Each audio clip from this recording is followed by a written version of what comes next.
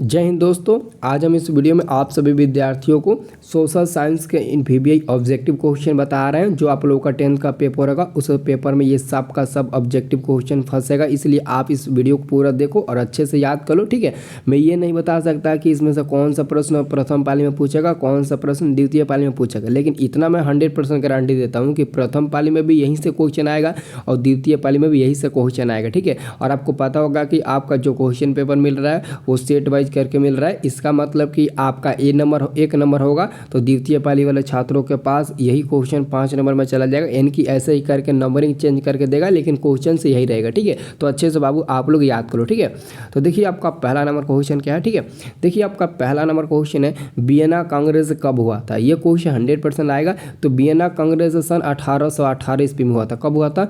सन 1815 ईस्वी में, सॉरी 1815 ईस्वी में हुआ था। आंसर आपका ए नंबर होगा। वियना कांग्रेस 1815 ईस्वी में हुआ था। ठीक है, दूसरा क्वेश्चन देखिए, दूसरा क्वेश्चन एकदम सिंपल है। दूसरा क्वेश्चन पूछा है कि फ्रैंकफर्ट की संधि पर हस्ताक्षर कब हुई, यानी कि फ्रैंकफर्ट की संधि कब हुई थी। तो फ्रैंकफर्ट की संधि 1871 ईस्वी में हुई थी। ये आप लोगों को पता होगा। फ्रैंकफर्ट की संधि कब हुई थी? 1871 ईस्वी में हुई थी। ठीक है, अगर किसी विद्यार्थियों को मैथ में कमजोरी महसूस हो रही है, जैसे कि मैथ का सब्जेक्टिव क्वेश्चन नहीं बन पा रहा है, ठीक है, तो मैं वीडियो के डिस्क्रिप्शन में इंस्टाग्राम और फेसबुक पेज का लिंक दिया हूँ। अगर आप लोग इंस्टाग्राम चलाते हैं तो इंस्टाग्राम जाकर फॉलो कर लीजिए, वहाँ से आप मेरे से चैटिंग भी कर सकते हैं। और फेसबुक पेज की मदद से और इंस्टाग्राम के मदद से हम आपको सब्जेक्टिव क्वेश्चन अपलोड कर रहे हैं। जाकर देखिए, 1-2 वीडियो अपलोड कर चुके हैं सब्जेक्टिव क्वेश्चन का। ठीक है, तो वहाँ से आप सब्जेक्टिव क्वेश्चन भी ले सकते हैं। ठीक है, कोई आपको दिक्कत नहीं होगा। अब देखिए 3 नंबर क्वेश्चन आपका कह रहा है कि कार्ल मार्क्स का जन्म कहाँ हुआ था। देखिए कार्ल मार्क्स का जन्म 1818 ईस्वी में हुआ था, लेकिन कहाँ हुआ था? तो कार्ल मार्क्स का जन्म 1818 ईस्वी में जर्मनी में हुआ था। यहाँ पर आंसर हो जाएगा ए नंबर, जर्मनी में हुआ था। कहाँ पर हुआ था? जर्मनी में हुआ था। इस क्वेश्चन को अच्छे से याद रखो और ये भी याद रखना कब हुआ था? 1818 में। ठीक है, चलिए अगला क्वेश्चन देखिए। अगला क्वेश्चन है आपका 4 नंबर, दास कैपिटल। ठीक है, दास कैपिटल का प्रकाशन किस वर्ष हुआ था? देखिए दास कैपिटल का प्रकाशन ये सन 1867 ईस्वी में हुआ था। कब हुआ था? सन 1867 ईस्वी में हुआ था। याद रखो, आपका ये सी नंबर वाला आंसर हो जाएगा। जो मैं टिक लगा रहा हूँ आप उसे डायरेक्ट आंसर याद रखो। ठीक है, अब देखिए अगला क्वेश्चन काफ़ी इंपॉर्टेंट है। अगला क्वेश्चन है आपका कि विश्वव्यापी आर्थिक संकट किस वर्ष आरंभ हुआ है। ये क्वेश्चन आपके बोर्ड एग्जाम में 5 नंबर में आ चुका है। ठीक है, ये पूरा वर्णन करने के लिए देता है, लेकिन शॉर्ट में पूछा है कि विश्वव्यापी आर्थिक संकट किस वर्ष आरंभ हुआ था। तो सन 1929 पर आप लोग टिक लगा देना, 100% सही होगा, गलत नहीं होगा। जो भी गलती काटेगा मेरा नंबर दे देना उनको, ठीक है, नहीं तो मेरा फेसबुक ID उन लोगों को दे देना। ठीक है, चलिए अगला क्वेश्चन देखिए। अगला क्वेश्चन काफ़ी इंपॉर्टेंट है। राष्ट्रीय स्वयंसेवक संघ की स्थापना कब हुई थी? देखिए आपको ये भी क्वेश्चन याद होना चाहिए, राष्ट्रीय स्वयंसेवक संघ। ठीक है, ये भी क्वेश्चन आपको याद। देखिए यह मतलब कि कभी कभी एग्जाम में ऐसा क्वेश्चन पूछता है कि राष्ट्रीय स्वयंसेवक संघ की स्थापना कब और किसके द्वारा की गई थी। ठीक है, तो बहुत लोग क्या करते हैं, इसका आंसर तो बता देते हैं लेकिन उनका नाम नहीं बताते हैं। तो इसका आंसर 1925 होगा, लेकिन अगर पूछेगा यह किसके द्वारा किया गया था तो KB हेडगेवार के द्वारा किया गया था। आप लोग देखे होंगे यहाँ पर कॉमा देके KB हेडगेवार लिखा होता है, KB हेडगेवार लिखा होता है ना, तो याद रखना हेडगेवार लिखा होता है। ठीक है, तो याद रखना 1925 ईस्वी KB हेडगेवार के द्वारा राष्ट्रीय स्वयंसेवक संघ की स्थापना किया गया था। ठीक है, इसको याद रखना। अब देखिए अगला क्वेश्चन काफ़ी इंपॉर्टेंट है। क्वेश्चन है आपका कि भारतीय राष्ट्रीय कांग्रेस का पहले अध्यक्ष कौन थे, यानी कि भारतीय राष्ट्रीय कांग्रेस के जो पहले अध्यक्ष थे वो कौन थे, उनका नाम आप लोग बता सकते हो। भारतीय राष्ट्रीय कांग्रेस के पहले अध्यक्ष का नाम आप लोगों को बताना। ठीक है, हाँ वेरी गुड, बहुत बढ़िया। इसका आंसर क्या होगा जी? हाँ व्योमेश चंद्र बनर्जी, यानी कि बनर्जी। आप लोग याद रखना, केवल बनर्जी से आप बता सकते हैं क्योंकि ऑप्शन में तो कहीं बनर्जी दिया नहीं है, तो आप लोग चंद्र बनर्जी याद रखना। ठीक है, शॉर्ट नेम आप लोग आसानी से बता दोगे। ठीक है, बनर्जी जी। ठीक है, अब देखिए अगला क्वेश्चन का आंसर हर कोई बताएगा। क्वेश्चन कह रहा है कि सिपाही विद्रोह कब हुआ था। ये लड़का मेरे से एक लड़का फ़ोन करके पूछा था, सर बताइए ना सिपाही विद्रोह कब हुआ था। तो मैंने बोला कि ये लाइव क्लास में मैंने बता दिया, ऑलरेडी उसको बता भी दिया था। ठीक है, तो याद रखना रंपा विद्रोह कब हुआ था। रंपा विद्रोह 1857 ईस्वी में हुआ था। ठीक है, अच्छे से याद कर रख लो। और एक और बात याद रखो, एक भी क्वेश्चन इसमें से छोड़ना मत। सब क्वेश्चन भले ही 2 मिनट अधिक क्यों ना टाइम लगे, आप लोग वीडियो को देखो और पूरा क्वेश्चन एकदम रिविजन करो। ठीक है, क्योंकि आपको पता है ना कि मैं जब भी क्वेश्चन एग्ज़ाम के समय में बताता हूँ वो क्वेश्चन एकदम 100% हूबहू वही आ जाता है एग्ज़ाम में। ठीक है, अब देखिए अगला क्वेश्चन काफ़ी ज़बरदस्त है।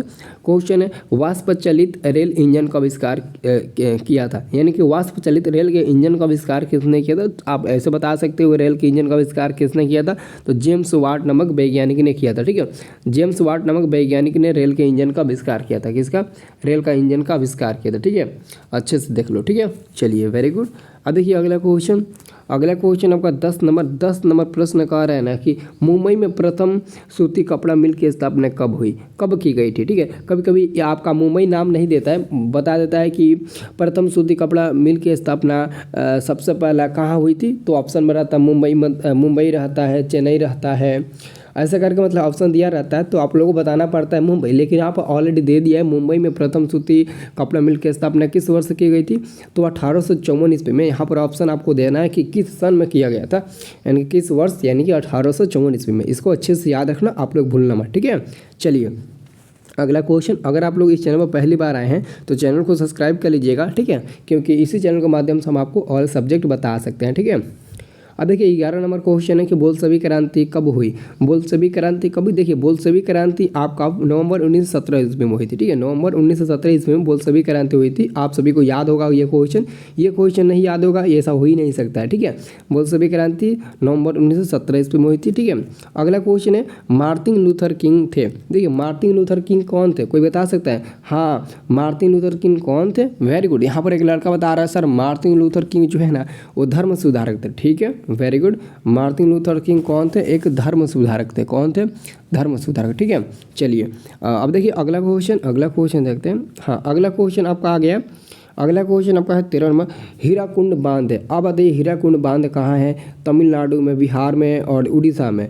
यार एक ऑप्शन गायब ही, ए नंबर तो ऑप्शन इसका गायब ही है, ए नंबर ऑप्शन गायब है। तो मैं देख लेता हूँ इसका आंसर क्या होगा। हीराकुंड, हाँ ठीक है आंसर उसका दिया, जो भी इसका आंसर होगा वो दिया। ए नंबर में कर्नाटक है, लेकिन ऑप्शन हट गया, बट कोई बात नहीं है, आप लोग आंसर दे सकते हो। ठीक है, क्योंकि इसका आंसर जो ए नंबर में दिया तो वो नहीं होगा, इसका आंसर डी नंबर उड़ीसा में स्थित है। ठीक है, हीराकुंड बांध आपके उड़ीसा में स्थित है। ठीक है, उड़ीसा याद रखना, ये नहीं कि आप डी नंबर याद रखो, नहीं, उड़ीसा आप लोग याद रखो। बहुत लड़के क्या करते हैं कि वो जो उसका नाम याद नहीं रखते हैं, ऑप्शन याद कर लेते हैं। देखिए ऐसा ऑप्शन याद करिएगा ना तो बहुत बुरा होगा आपके साथ। ठीक है, चलिए अगला क्वेश्चन देखते हैं।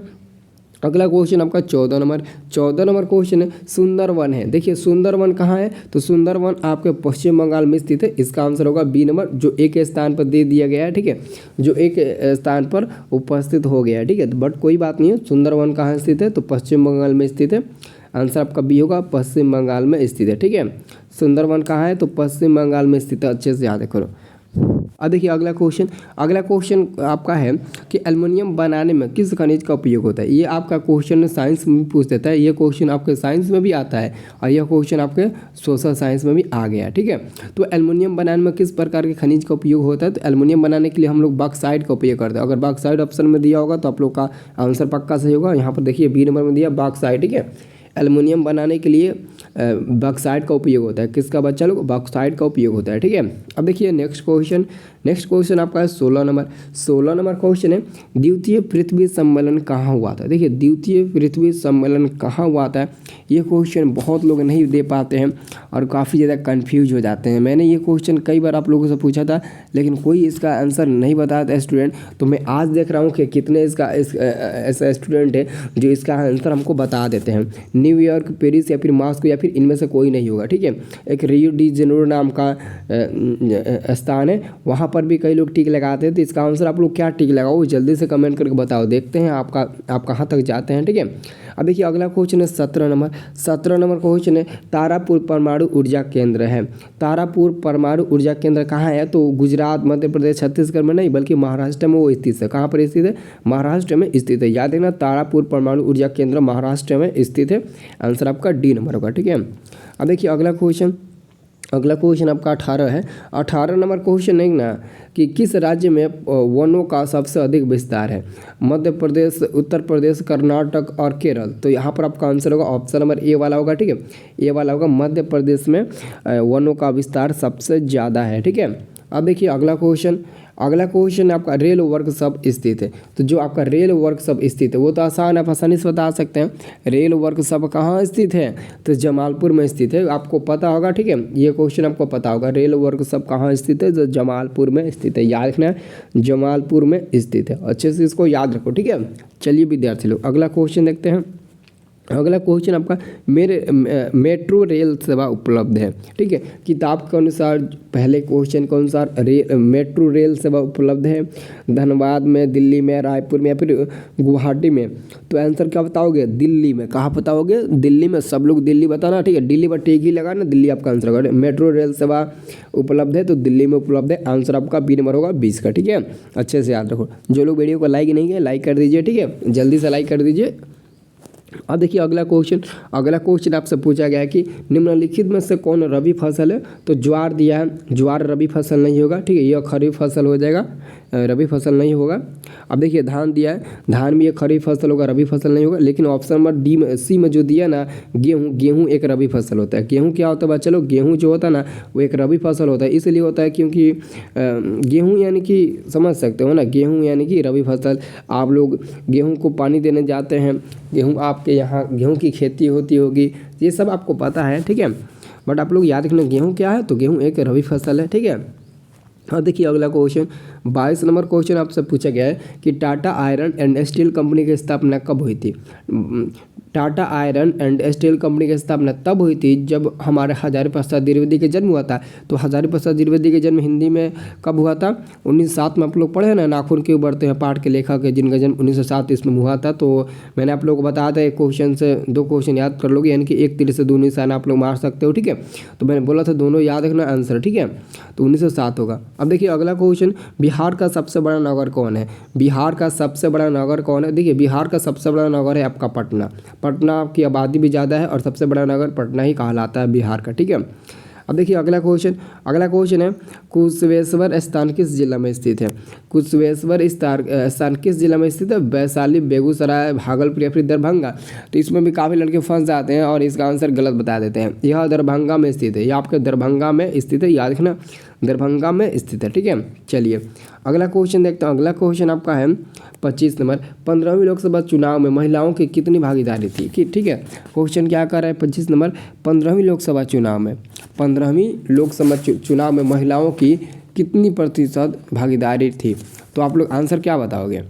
हाँ ठीक है, very good, 10.86%। Option number A ही आपका आंसर होगा, 10.86। ठीक है, इसको अच्छे से आप लोग याद रखो। ठीक है, ये क्वेश्चन इंपॉर्टेंट है। ठीक है, चलिए अगला क्वेश्चन देखते हैं। अब देखो ए नंबर हो गया, तो बी सी डी क्या देखिए ऑप्शन।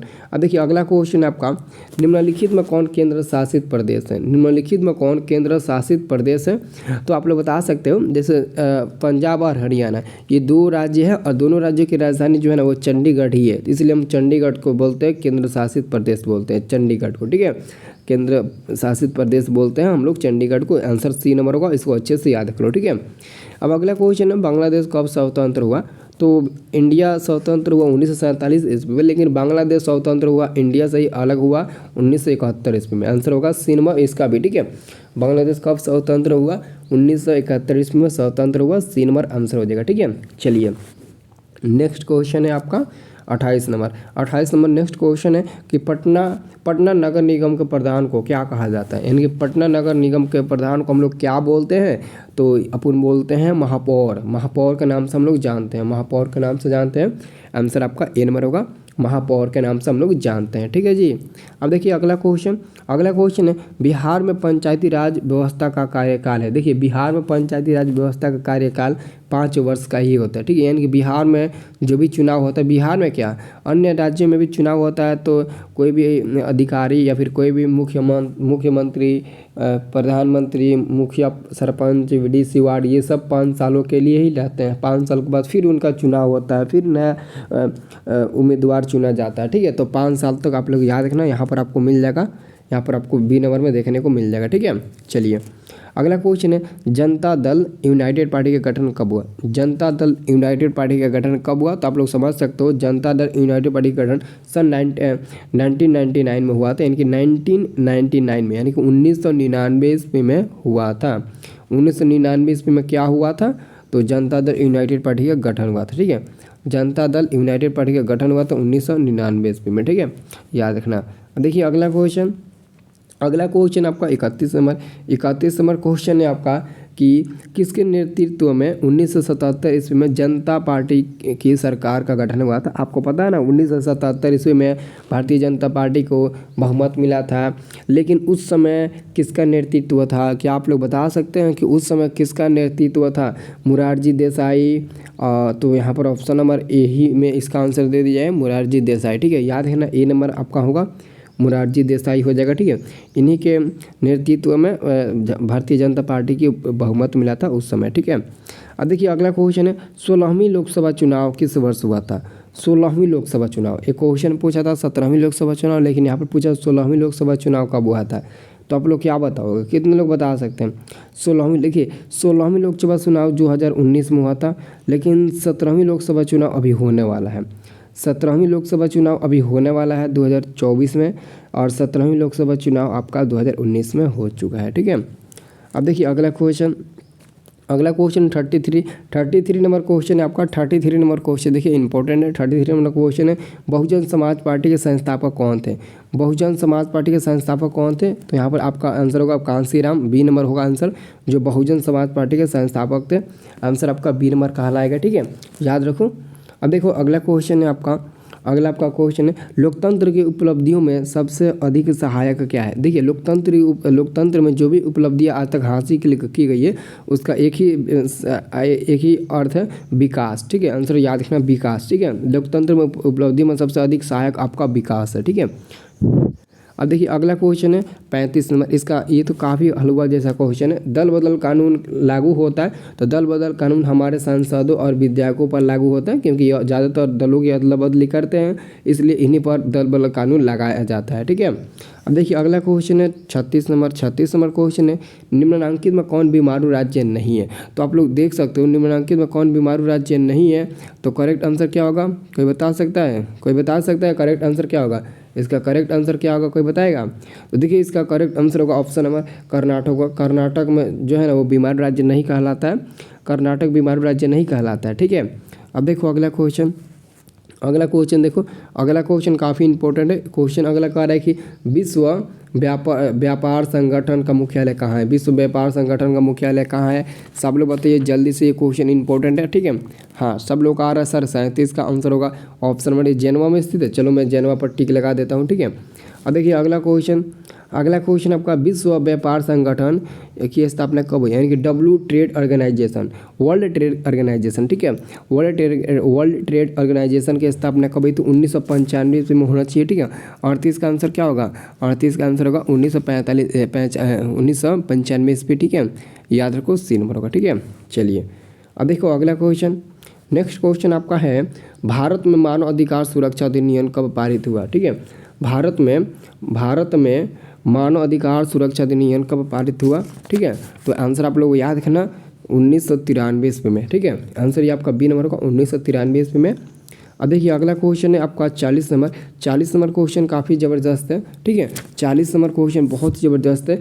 फूट डालो और राज करो की नीति किसने अपनाई थी? अगर आप लोग एक सच्चे देशभक्त हैं तो इसका आंसर जरूर मन से बताना कि फूट डालो और राज करो की नीति किसने अपनाई थी? अंग्रेजों का, क्योंकि अंग्रेजों का कहा नाम था पहले के ज़माने में कि सबको मारो और राज करो। वहाँ पर किसी को भी माया नहीं था अंग्रेजों का। ठीक है, वो किसी को भी मार कर कहीं भी राज करने लगते थे, यानी कि उन्हीं के द्वारा कहा गया था एक यह कथन कि फूट डालो और राज करो। ठीक है, तो आंसर आपका हो जाएगा ए नंबर, अंग्रेजों ने कहा था। ठीक है, यानी कि इंग्लिश मैन ने कहा था, इसको इंग्लिश में इंग्लिश मैन बोल सकते हैं। ठीक है, और आप लोग हमारे इंस्टाग्राम आईडी को फॉलो नहीं किए, इंस्टाग्राम आईडी का मैं लिंक दे चुका हूं, जाकर आप लोग फॉलो कर लीजिएगा। अगर आपको डिस्क्रिप्शन बॉक्स में इंस्टाग्राम आईडी और फेसबुक पेज का लिंक आपको नहीं मिलेगा, फेसबुक पेज आप लोग करिएगा। ठीक है, फेसबुक पेज और इंस्टाग्राम दोनों पर आपसे चैटिंग होगा। ठीक है, तो आप लोग जाकर मतलब कि फॉलो कर सकते हैं। अगर डिस्क्रिप्शन बॉक्स में लिंक नहीं मिलेगा तो मैं आपको यहाँ पर शो कर देता हूँ। ठीक है, आप लोग क्या करना, जाकर आप लोग फॉलो करना इंस्टाग्राम आईडी है। ठीक है, ज़्यादा लंबा रखा हूँ ताकि कोई, ये 0 है,